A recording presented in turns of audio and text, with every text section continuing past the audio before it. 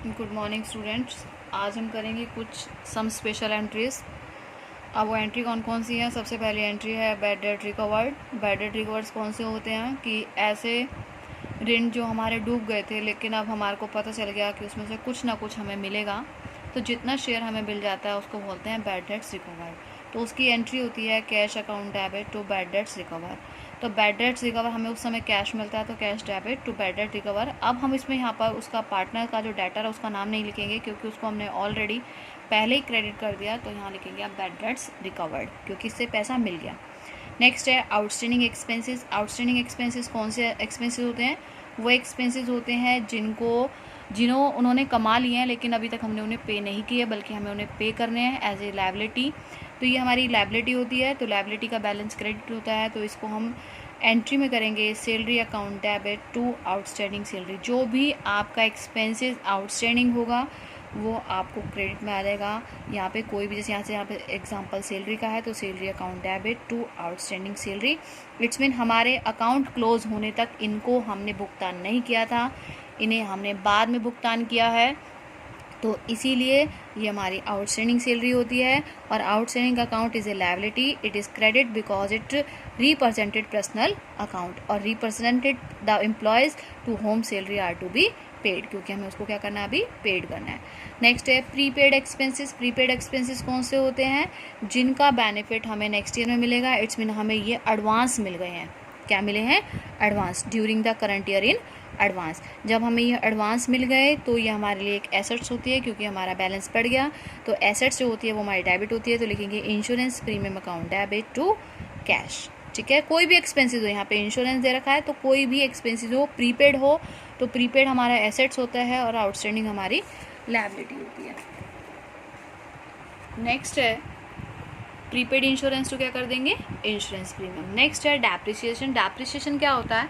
Depreciation होता है कि जो कई बार हमारी एसेट्स होती हैं वो बार बार यूज़ करने पर उसकी वैल्यू कम होती जाती है। ठीक है, तो जो उसकी वैल्यू कम होती है, जैसे बोलते हैं कि अकाउंट्स वियर एंड टियर, ठीक है, ये हमारे कम होते रहते हैं पास, जैसे जैसे टाइम बीतता जाता है तो ये हमारे लिए एक लॉस होता है, तो एंट्री हो जाएगी depreciation account debit to asset, क्योंकि लॉस है, लॉस हमेशा डेबिट होता है, तो डेप्रिसिएशन क्या हो जाएगा? Debit. Depreciation account debit to assets. Next आता है interest on capital. Interest on capital क्या होता है? जितनी कैपिटल बिजनेस में लगी हुई होती है उस कैपिटल पर हमें पार्टनर्स को, जो भी फर्म के होते हैं, उनको इंटरेस्ट देना होता है। जब हम पार्टनर्स को इंटरेस्ट देते हैं कैपिटल पे, वो हमारे लिए एक लॉस होता है, एक खर्चा होता है, तो इसीलिए उसकी एंट्री होती है interest on capital account debit to capital account. क्या होती है? Interest on capital account debit to capital. Next है interest on drawings. Interest on drawings क्या होती है? जिस तरीके से पार्टनर्स कैपिटल बिजनेस में लगाते हैं वो भी इंटरेस्ट लेते हैं, उसी प्रकार जब वो ड्राइंग्स करते हैं बिजनेस से, उस पर भी हम उनसे इंटरेस्ट लेते हैं, तो वो हमारे लिए प्रॉफिट होता है, इसीलिए उसकी एंट्री होगी drawings account debit to interest on drawings. Clear? ये आपकी कुछ स्पेशल एंट्री थी। इसी एंट्री के बिहाफ पर आपकी इलस्ट्रेशन नंबर 15 है, उसमें क्या है? Receive 20,000 from Subhash which was return as bad debts. हमें सुभाष से 20,000 रुपये मिले जो कि बैड डेट्स हो गया था, तो एंट्री हो जाएगी cash account debit to bad debts recovers 20,000। Clear? Next entry है salary due to clerk. Salary due थी, मतलब क्लर्क की, वो देनी है, तो ड्यू मतलब होता है आउटस्टैंडिंग, तो एंट्री हो जाएगी salary account debit to outstanding salary 50,000। Next entry है out of rent paid this year 10,000 is related to next year.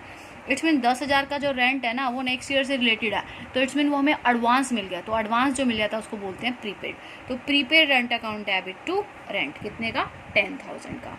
Next है कि provide 10% depreciation on furniture costing 50,000। 10% depreciation लगाना है फर्नीचर पर, जिसको फर्नीचर की वैल्यू है 50,000, तो 10% हो गया 5,000, तो एंट्री हो जाएगी depreciation account debit to furniture.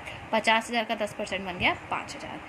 Provide 12% interest on capital 10 lakh. 10 lakh पर 12% इंटरेस्ट ऑन कैपिटल देना है। अब हमारे लिए खर्चा हो गया, तो interest on capital account debit to capital कितनी हो जाएगी? 12 लाख की 10%, 10 लाख की 12% हो जाएगी 1,20,000। और लास्ट एंट्री है charge interest on drawings. Interest on drawings पर हमने चार्ज किया कितना?